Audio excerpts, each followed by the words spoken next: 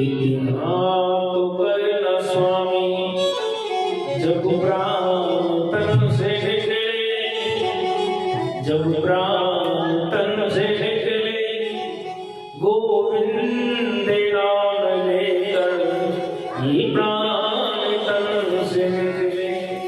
हे प्रभु इतनी सी कृपा कर देना, जब ये शरीर छूटे ना, बस ये शरीर छूट से समय तेरा ही नाम मेरी ये जिह्वा पे बसा रहे।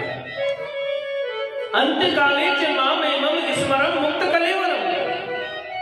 मेरे भाई बहनों, ये भक्ति का बखान है कि जिस समय मृत्यु समीप हो, हमारे मुख से अगर प्रभु का नाम एक बार भी उच्चारण हो जाए तो हम सारे जीवन के पापों से मुक्त हो सकते हैं। परंतु प्रभु ऐसा होने नहीं देते, कारण क्योंकि ये जीव जीवन भर तक तो पाप करता है, और जब पाप करते करते जब थके ना तो वृद्ध अवस्था आने लगती है, पीड़ा सताने लगती है, कष्ट सताने लगता है, तो भगवान को याद करना चालू करता है। अरे ये कष्ट में भगवान को याद करे से क्या होता है प्यारे? कष्ट ना आवे उससे पहले याद करो ना, ताकि कष्ट ही ना आवे। बोलो राधे राधे।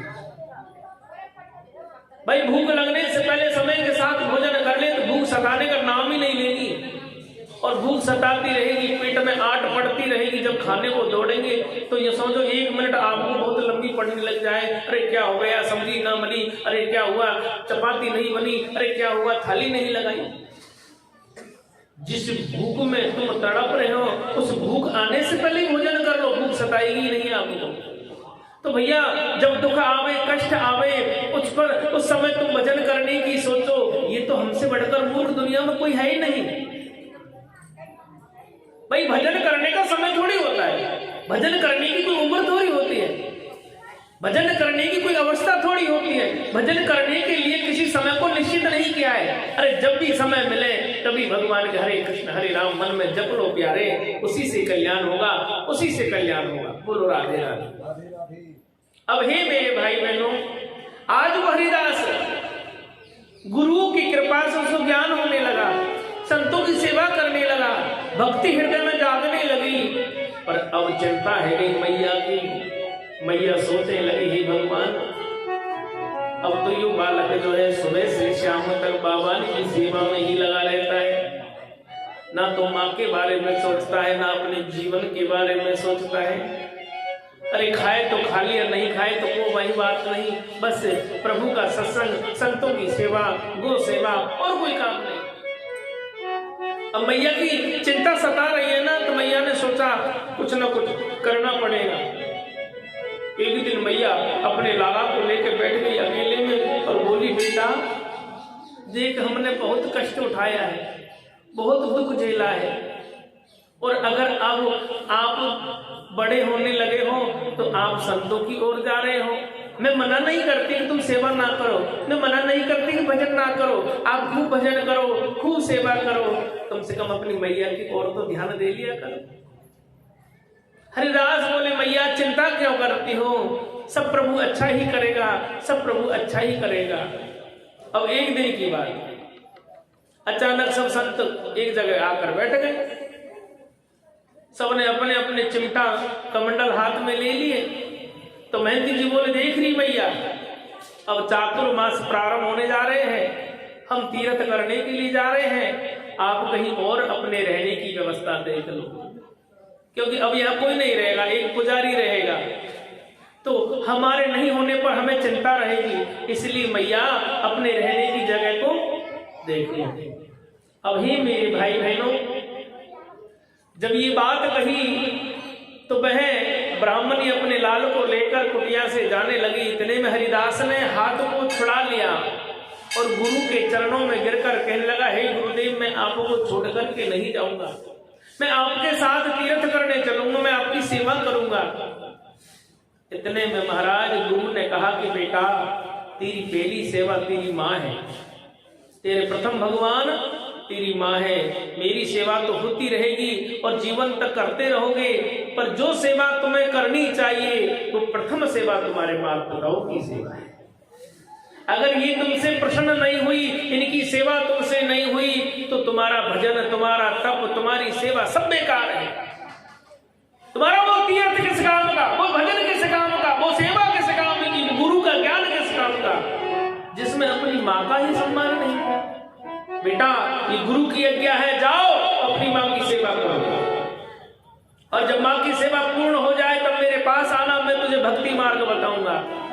आज महात्मा जी के आदेश अनुसार महाराज हरिदास ने मैया के चरणों की सेवा ले ली है। माँ के साथ एक गांव में आके रहने लगे।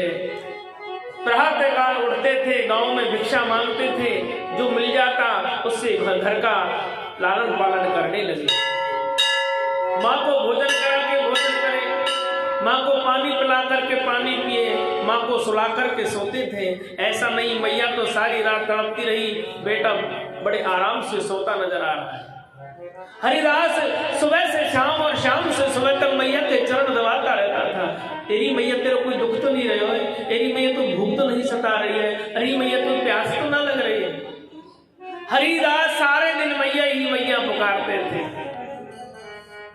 एक दिन मैया बोली, बेटा अब मेरे कोई समय को पतो नहीं, देख बुढ़ापे से शरीर जर्द है गयो, अब यह मरते मरते एक इच्छा रही है कि मैं अपने बेटा के सिर पर सेरा बनता देखूं, अपने बेटी की शादी होती देखूं, अपने घर पे बहू आते हुए देखूं। हरिदास बोले, अरे मैया मुझे तेरी सेवा में किसी को हक नहीं देना है, मुझे शादी विवाह नहीं करने हैं, मैं तो अंतिम श्वास तक तेरी चरणों की सेवा करना चाहता हूँ। मैया बिलख रही है, रो रही है। मैया की आंखों में आंसू देख हरिदास ने भगवान से कही, हे प्रभु मेरी माँ के आंखों में मैं आंसू नहीं देखना चाहता, मैं ये चाहता हूं कि परमात्मा मेरी माँ दुख ना पावे, मैं मेरी माँ के दुख को नहीं देख सकता, चाहे तुम्हें जो अच्छा लगे वो हो जाए, पर मेरी माँ दुख ना पावे, मेरी माँ दुख ना पावे। मन में अश्रु भर आए मेरे हरिदास के। अब संध्या काल हो गई, रात में माँ की आंख लग गई। सुबह जैसे ही माँ जगी तो जगते ही माँ लघु शंका के लिए घर से बाहर आई। देखा दरवाजे के सामने एक सांप बैठा था, अचानक पैर पड़ा और सांप ने मैया को डस लिया। जैसे ही माँ के पैर में सांप ने खाया है, वैसे ही मैया उसी समय शरीर को त्याग देती है। पड़ोसियों ने आकर कहा, अरे हरिदास तेरी माँ को तो सांप ने खा लिया, तेरी माँ को सांप ने खा लिया। देखो हरिदास की प्रवृत्ति, हरिदास की भक्ति। हरिदास हाथ में मंजीरी लेके नाचने लगा, हे प्रभु तूने बहुत अच्छा किया, मेरी मैया दुख ना पाई, एक खनी को भी दुख नहीं पाई। आज स्वयं भगवान हरि सर्व बन के आए और माँ का उद्धार करके चले गए। गांव के लोग कहने लगे, अरे तो पागल हो गया, इधर मैया पड़ी और नाच रहा है, इसको शर्म नहीं आ रही। हरिदास ने कहा कि मैं रोऊं तो किस लिए रोऊं, मेरी माँ तो 95 साल की है गई, अरे ये समय तो जाने का है, मुझे चिंता किस चीज की रही। अगर मेरी भक्ति में कोई कमी होती तो मेरी माँ दुख पाती। आज मेरी भक्ति पूर्ण हो गई, क्योंकि मेरी माँ ने एक पल का भी दुख नहीं पाया और भगवान ने अपनी शरणों में बुला लिया। आज हरिदास ने अपनी माँ का दाह संस्कार अपनी कुटिया में ही कर दिया। कुटिया सहित संस्कार करके महाराज हरिदास उसी समय घर गांव को छोड़ के चले देते हैं और जंगल में जाके वास करने लगे। पीपल वृक्ष के नीचे हरिदास बैठ गए और अखंड ध्यान में बैठे हैं, आंख बंद करके बैठे हैं। पहले तो भूख को जीता, फिर प्यास को जीता, फिर निद्रा को जीता, फिर काम को जीता, मोह को जीता, माया को जीत लिया। सब कुछ जीत करके हरिदास ने अपने आप को प्रभु को समर्पित कर दिया। एक दिन आकाशवाणी हुई, हे हरिदास इस जन्म में तो तुम्हें भगवान श्री हरि के दर्शन नहीं होंगे, परंतु एक समय ऐसा आएगा कि तुम स्वयं ब्रह्मा जी की गोद से जन्म लोगे और संसार में नारद बन के विख्यात होंगे। गुरु नारद भगवान की जय हो। जभी तो कहते हैं मेरे प्यारे, हरि ज्ञातन मांझता रे, एक दिन माटी में मिल जाता।